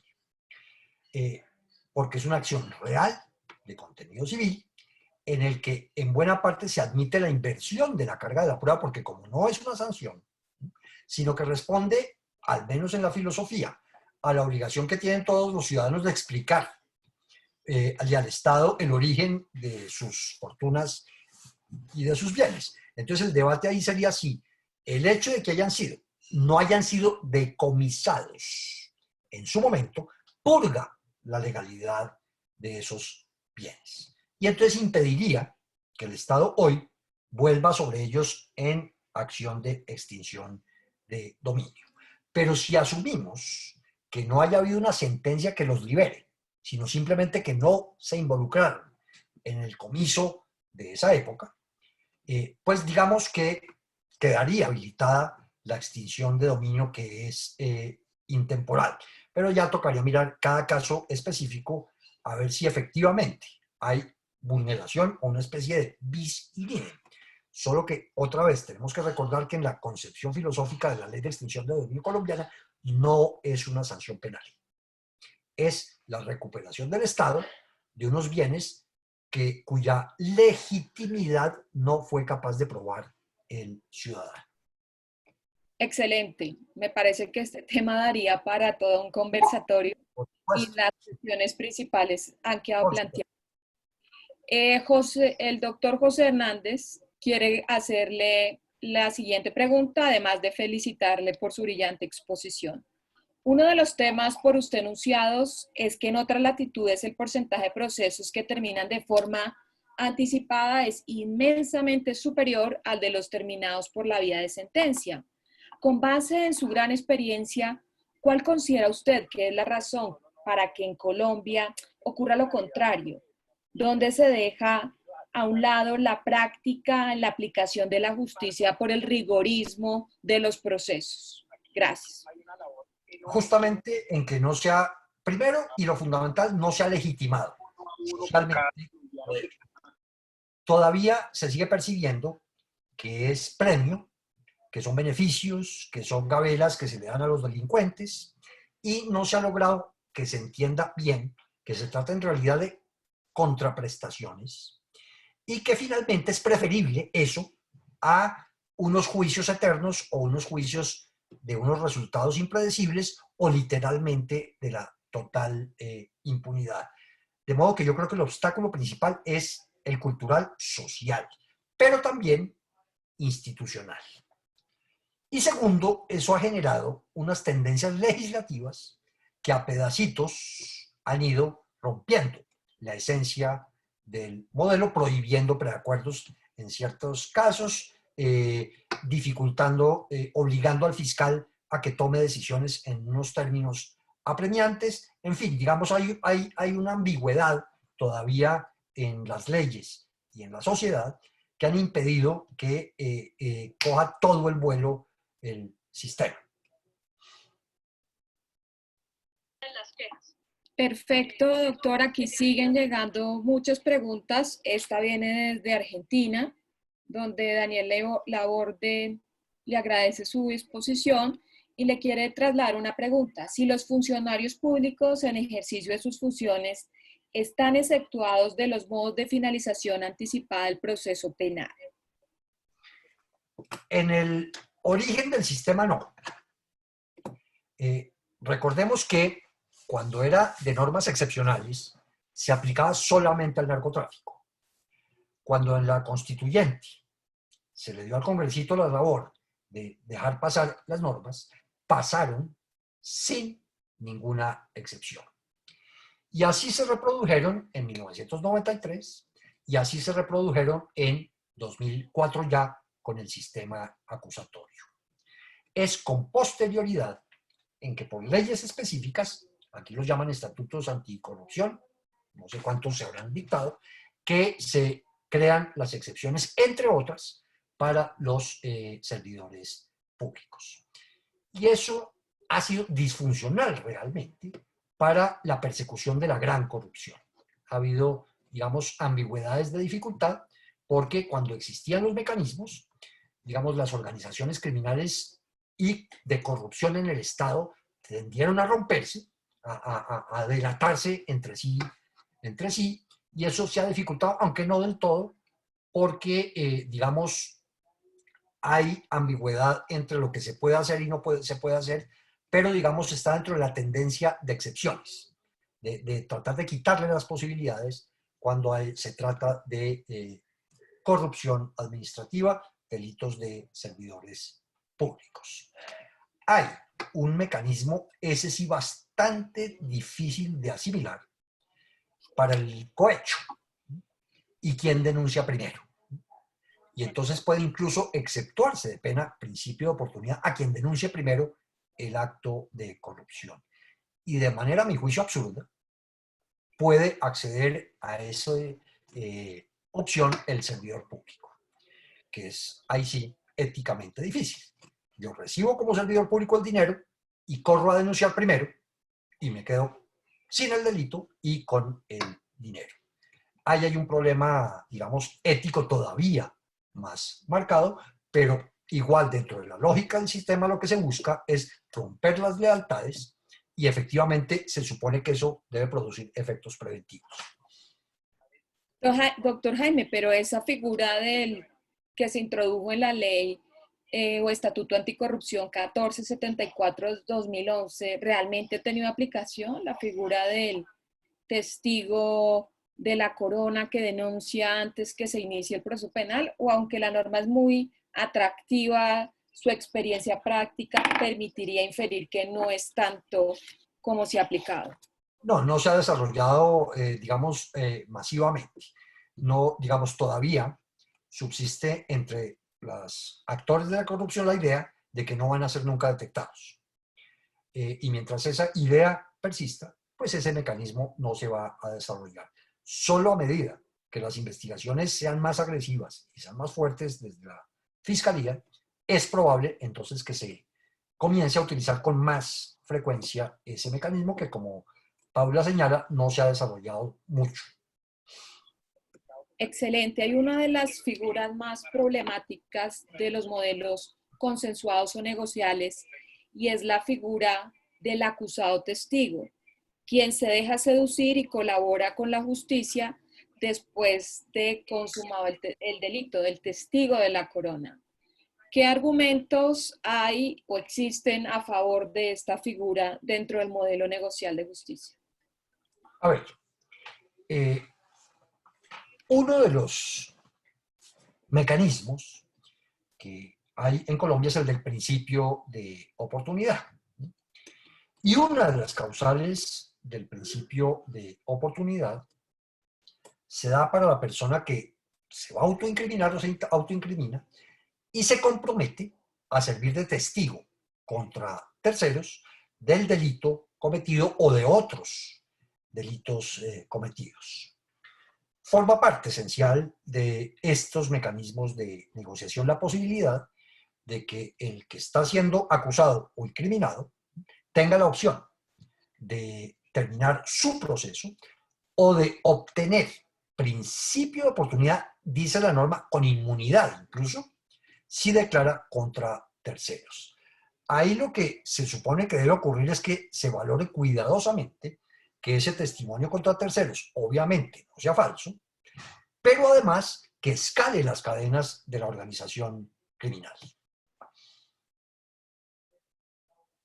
De acuerdo, doctor Jaime, pero justamente ha sido denominada una figura perversa la del delincuente arrepentido, es decir, la del colaborador posterior en los modelos que establecen, incluso después de la condena, una rebaja por colaboración.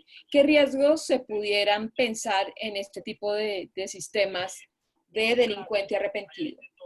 A ver, primero, arrepentido aquí no hay. Ese nombre también hay que borrarlo del panorama. Estos no son arrepentimientos. Y no se puede esperar que sean arrepentimientos. Son realmente negocios con contraprestaciones. En Colombia, anterior a la ley 906, existieron beneficios que se podían aplicar a condenados. Y claro, podían acceder a rebaja de pena o a la anticipación de la libertad condicional. Pero sigue por la misma línea general del sistema de negociación. Y no advierto en la mayor parte de las preguntas todavía dificultades de aceptación del sistema. Eso es lo que explica que no haya sido legitimado socialmente, porque no es fácil. Es que venimos de una tradición de justicia retributiva, de la pena por merecimiento proporcional al hecho, pero estamos en un panorama en que aún si estando condenado, podría optar. Los riesgos, pues por supuesto, son siempre los mismos, que sea un testigo falso o que no cumpla los estándares de verdad, pero esos son los mecanismos que hay que controlar. Y hoy se está debatiendo si es posible traer ultraactivamente las normas anteriores, dado que el sistema actual procesal no admite explícitamente beneficios para condenados. No conozco todavía precedente, pero sé que hay una tendencia en la Fiscalía a tratar de lograr que los jueces o la Corte acepte eventualmente los beneficios de la ley anterior cuando la persona ya está condenada. Hoy, formalmente, no están previstos. Doctor Jaime, usted hacía una afirmación muy interesante y es la de considerar que el allanamiento ha ido perdiendo fuerza en Colombia y que esa pérdida de fuerza la ha absorbido la figura de los preacuerdos. Mi pregunta va encaminada así para llegar a esa conclusión o a esa afirmación o a esa reflexión. En su criterio, la jurisprudencia de la Corte Suprema de Justicia, en el caso del grupo Nule, marcó un punto de inflexión importante en la medida en que reconoce que el descuento para allanamiento va a estar directamente relacionado con el monto de lo entregado, con el monto de lo reparado. Claro que es un obstáculo, porque esa decisión, usted mismo, Paula, la liga a un caso famoso de personas ricas. A quienes con toda la razón y con toda legitimidad se les debe exigir un mayor deber de restitución. Pero ese tipo de decisiones no valoran que en general en Colombia y en los países latinoamericanos el promedio del delincuente no es capaz de devolver en general los dineros, el pequeño hurto, el pequeño peculado, el pequeño, no tiene la capacidad de devolución. Entonces, digamos, ahí la preocupación es que a veces, con buenas razones, para un caso famoso, se toma una decisión que va a afectar generalmente el sistema y, por supuesto, hace que menos se desarrolle el allanamiento a cargos. Solo que esa decisión se suma a la del preacuerdo. Y entonces va a ser un obstáculo para las dos instituciones, tanto para el allanamiento como para el preacuerdo. Yo no sé si finalmente tendrá la jurisprudencia que modular su posición, dejando eventualmente, en los casos en que así sea correcto, probar incapacidad económica de devolver o propiciar acuerdos con las víctimas que supongan devoluciones menores que las realmente debidas. En fin, habría que explorar, pero sí es evidente que es otro obstáculo reciente al desarrollo de estos mecanismos. En Colombia no existe la figura, únicamente no podría establecerse la figura del cooperador, ¿no? Ese denunciante anónimo que a la vez ha participado en el delito, pero que no va a ir al juicio como testigo. o en su criterio esa figura del cooperador, del informante no formal dentro de la investigación podría asimilarse a alguno de los preceptos normativos que existen en Colombia? No, digamos, el informante, cooperador, funciona en la práctica. Y como es anónimo, o como no siempre se va a identificar, es muy difícil saber si es partícipe de los hechos que se van a, o respecto a los cuales se va a referir. Ese sí forma parte de un escenario del que casi nunca se habla, y es las prácticas reales de los sistemas. Estamos plagados de informantes que se pretenden anónimos, pero que los órganos de policía judicial o de seguridad del Estado, etcétera, tienen plena conciencia de quiénes son. La formalización de esa situación pasaría porque esas personas se sometan a alguno de los mecanismos existentes, principio de oportunidad principalmente. Excelente, yo creo que ese es otro de los temas, tanto de investigación como de discusión jurídica e incluso normativa.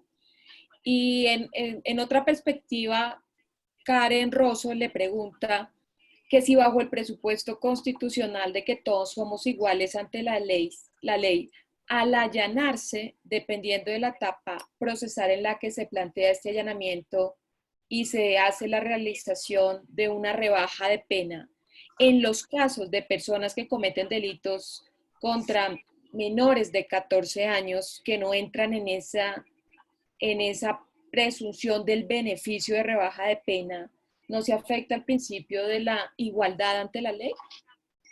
No, no creo. Digamos, el principio de igualdad de la ley permite diferenciar gravedad de situaciones. Que la ley sea igual no quiere decir que el homicidio siempre tenga que castigarse igual. Y pueden existir razones constitucionales y de convencionalidad muy claras para, digamos, ser más severo con agresores de menores de 14 años. Ahí no hay una vulneración del principio de igualdad. El debate ahí tendría que ser otro. Y es si sí es útil impedir estos mecanismos de negociación solo porque debemos ser más severos con esa clase de agresores.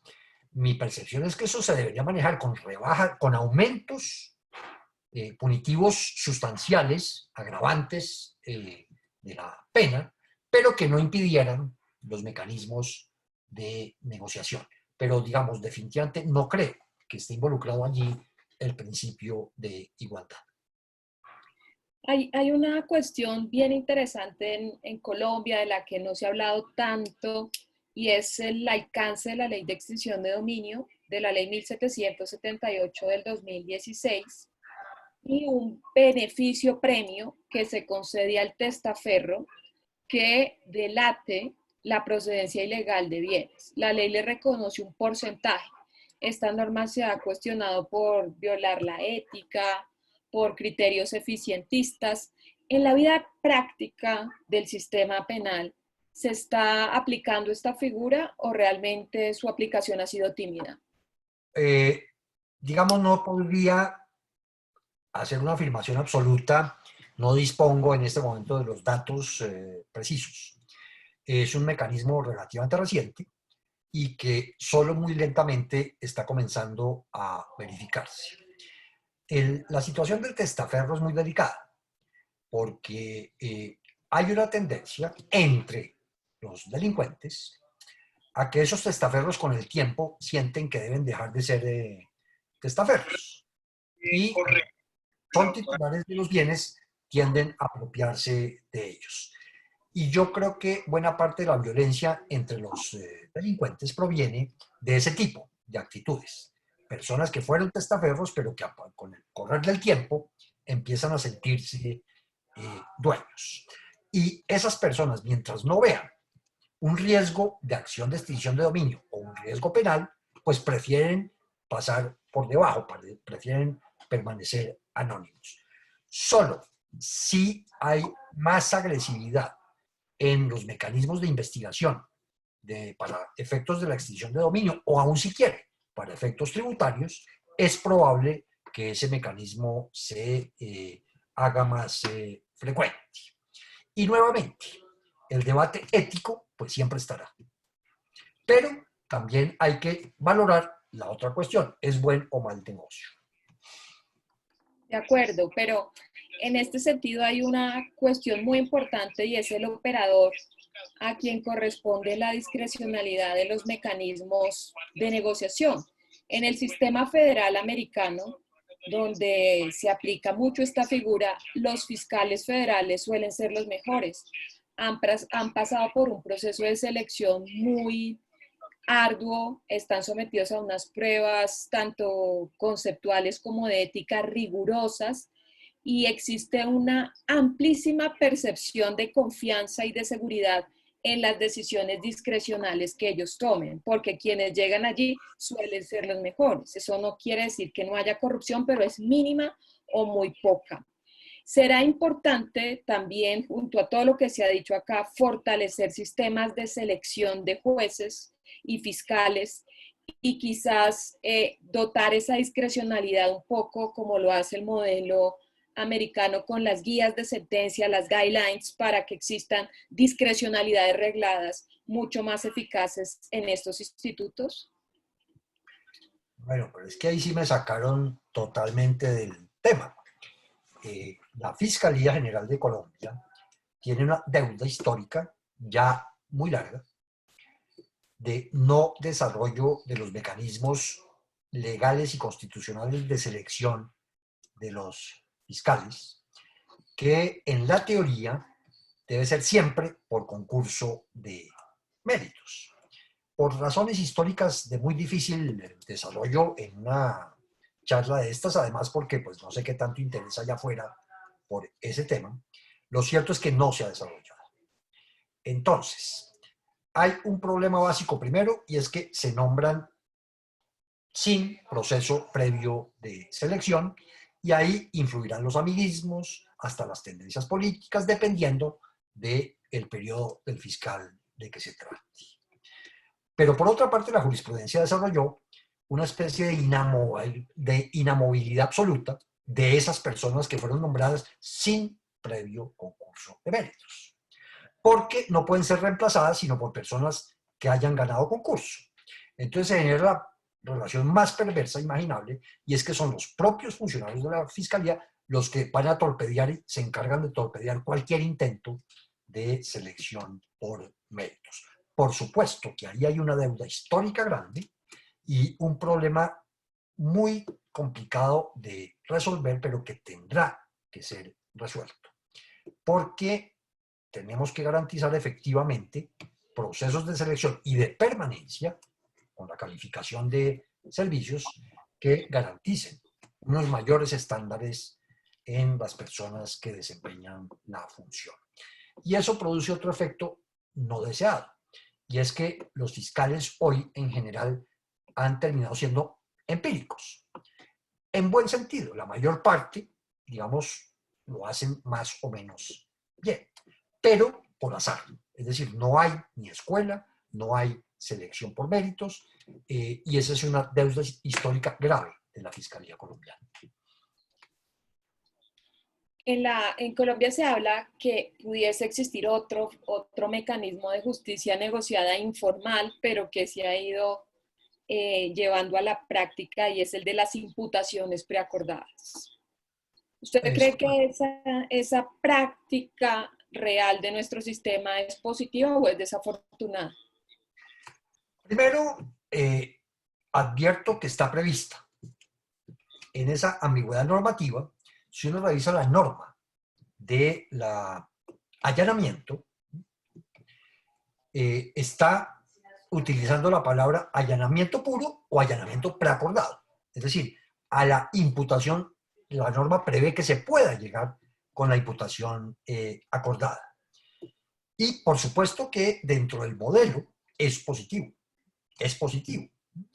Habrá un control de legalidad judicial, pero desde la perspectiva de terminar rápido el proceso y del ciudadano que quiere terminar también o ver definida rápidamente su situación, nada se opone a que haya una imputación acordada.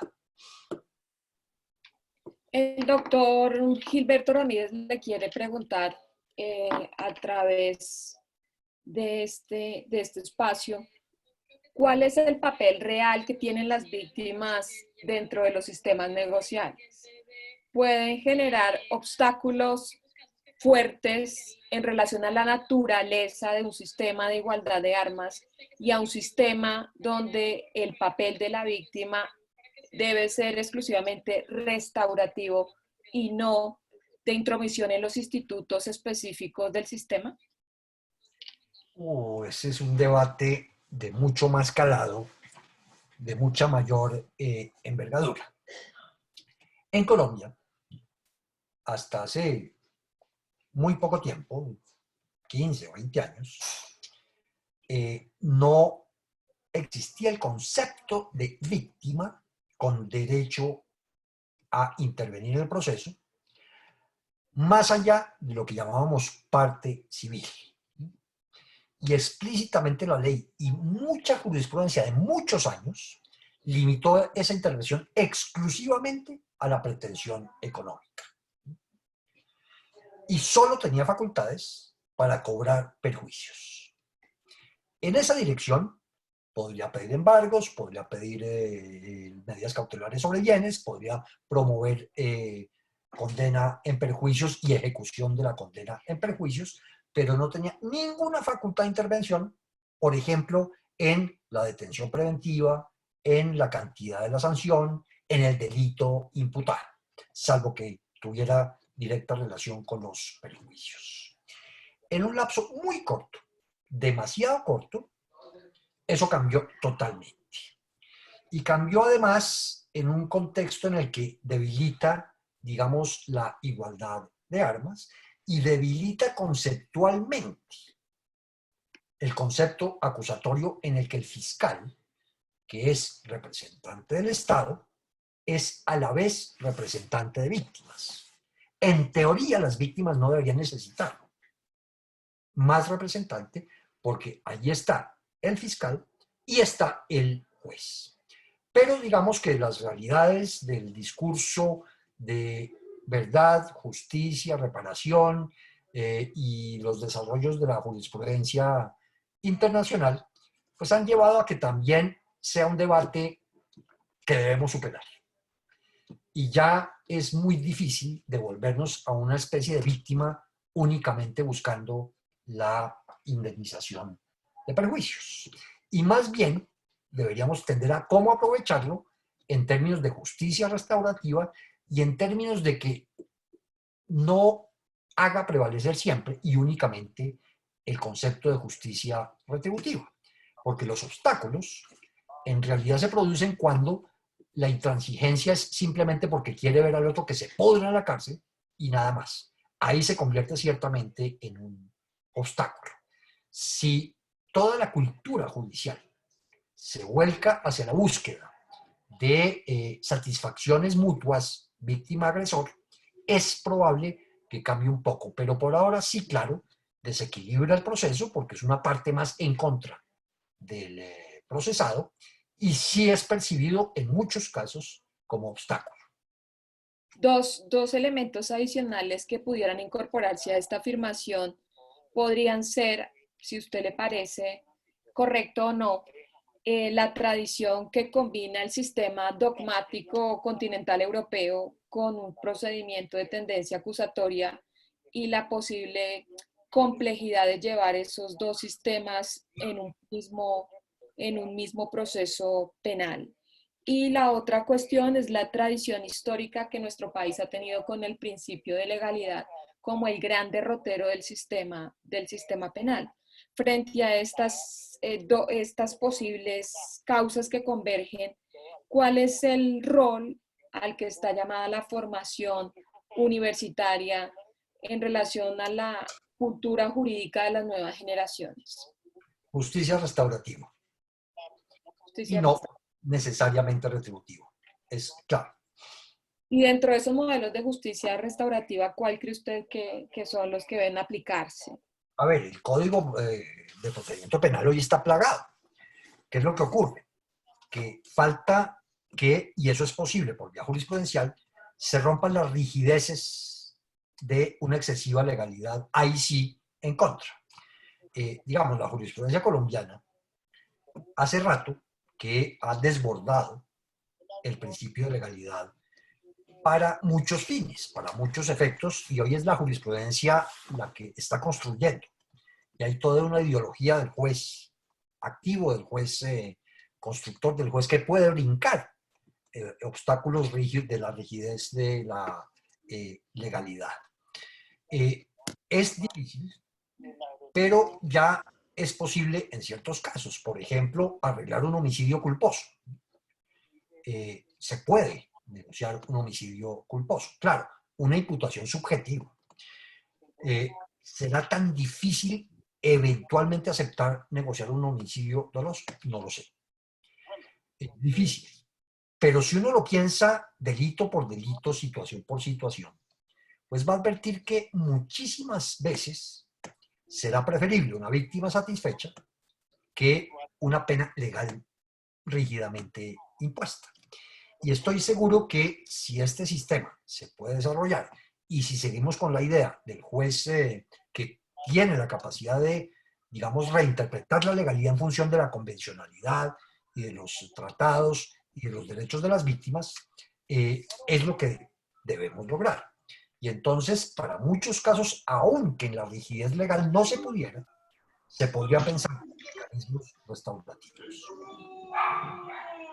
Y si nosotros miramos un poco más hacia el escenario de la Corte Penal Internacional, la Corte Penal Internacional también ha aplicado modelos de justicia negocial por vía de sus propias decisiones, como por ejemplo en el caso de crímenes de guerra contra el patrimonio histórico de la humanidad por la destrucción de arqueología en Tombuctú. Y allí se inspiró en otros modelos, o mejor, en otras fórmulas de solución inspiradas en el arrepentimiento, inspiradas en la imposibilidad de reparar el patrimonio histórico de la humanidad. Ese tipo de precedentes podrían tenerse en consideración, aunque no estén así expresamente previstos en modelos transicionales como los de justicia y paz o de la justicia especial para la paz. A ver, es fundamental entender que el carácter supletivo que tiene la Corte Penal Internacional no lo es solamente si en un país determinado se deja de aplicar la justicia retributiva. Yo creo que todavía hay niveles de soberanía que se conservan y cada país tiene todavía espacios para definir cómo su justicia debe ser aplicada. De modo que cualquier mecanismo de justicia restaurativa en X país cualquiera que esté de acuerdo con su orden jurídico no debe habilitar la intervención de la Corte Penal Internacional solo porque, a juicio de alguien, los estándares de sanción no sean satisfactorios. Pero si, como Paula señala, ya esa misma Corte ha desarrollado mecanismos restaurativos, pues es la prueba de que sí es posible hacerlo en los derechos internos en los países, sin que eso vaya a generar inquietudes de intervención posterior de la CPI porque le parezca que no es justicia o que la justicia no operó. Si el sistema de justicia negocial, consensual, es la salida junto a la justicia restaurativa para resolver gran parte de los problemas de congestión del sistema penal acusatorio, ¿qué sucedería en un futuro más o menos lejano de incorporarse la responsabilidad de la persona jurídica y la necesidad de fortalecer estos mecanismos de la justicia negocial tratándose de corporaciones y empresas? Es un debate de naturaleza distinta y hoy no caigo en esa trampa de involucrarme en un debate que es distinto. Pero para no evadirlo, me parece que las posibilidades de negociación con las personas jurídicas se dan igual en el marco de la responsabilidad penal de las personas jurídicas o en el marco de la responsabilidad administrativa de las personas jurídicas. Y en Colombia hemos tenido ejemplos de negociaciones en la policía administrativa que se han hecho con relativa fluidez, hasta donde entiendo, con relativo éxito. Entonces, digamos que no es esencial en ese debate definir que sea necesaria la responsabilidad penal de las personas jurídicas. Pero es, digamos, un debate distinto que tendría mucha mayor profundidad y que pues no podemos agotar en este momento. Bueno, seguramente usted la va a agotar en sus clases en el diplomado de compliance y en todos los nuevos proyectos que vienen con la Universidad Católica en este segundo semestre. Pero sí, para concluir, me gustaría preguntarle qué importancia tiene compliance en un método alternativo para optimizar el funcionamiento del sistema penal. No, ¿O ninguno? compliance, yo lo entiendo como el mejor mecanismo de prevención de comisión de delitos que se pueda desarrollar. Es decir, estoy convencido de que el compliance hay que desarrollarlo plenamente. Lo que no estoy tan seguro es que ese desarrollo exija responsabilidad penal de las personas jurídicas. Luego, por supuesto, si además de ser el más formidable mecanismo de prevención de la comisión de delitos, si de verdad se desarrollan los programas de cumplimiento y si de verdad el oficial de cumplimiento es fuerte e independiente, pues digamos que estaremos evitando que aparezcan los delitos. Y eso sí, siempre he pensado que la mejor política criminal es aquella que se ve orientada a impedir o a obstaculizar el surgimiento de los delitos. Pero también es claro que si se presenta el delito, la persona jurídica, el mecanismo de justicia restaurativa suele ser muchísimo mejor que cualquier idea de sanción simplemente retributiva o, por ejemplo, disolver o cancelar a la persona jurídica, porque ahí va a haber unos efectos económicos impredecibles cuando son empresas grandes, etc. Entonces, claro que es mejor siempre la justicia ahí sí restaurativa. Lo que vamos a discutir después es si eso tiene que ser dentro de la jurisdicción penal o puede serlo en otros escenarios. Pero, digamos, no hay desacuerdo en que el compliance es un mecanismo que se tiene que incentivar, que se tiene que fortalecer en el sentido preventivo. Y ya después, pues claro que discutiremos es si las sanciones deben ser retributivas, penales, o preferimos las restaurativas. Bueno, doctor Jaime, yo creo que este último debate lo vamos a postergar para junio, por favor, para que lo agende desde ya y todos los que nos han acompañado, que nos han pedido otra sesión de esta magnífica conferencia que les ha dejado muchísimas inquietudes, especialmente los estudiantes de la Universidad de Sao Paulo han estado muy conectados porque allí estos modelos como en Colombia no existen, son modelos distintos y surgen muchas inquietudes que quieren profundizar para luego entrar al debate con usted. Así que para junio, si usted lo tiene a bien, pues agendaremos una sesión adicional y por supuesto profundizaremos en estos temas tan interesantes y tan llenos de experiencias reales, que es lo que nutre el debate académico. Desde la dirección de posgrados, el doctor Gilberto Ramírez, todo el equipo le quiere agradecer por su brillante intervención, por todas las experiencias que nos ha compartido, por el conocimiento y sobre todo porque ha dejado abierto una serie de temas que serán importantes retomar en un futuro. Queremos darle las gracias y para terminar, solamente quisiera preguntarle, ¿necesitamos una dogmática premial para el éxito de las transacciones o no? No, necesitamos lograr que al contenido de la sanción se le incorpore desde el punto de vista dogmático el hecho de que también es válido que sea instrumento de cambio. Además de la retribución, la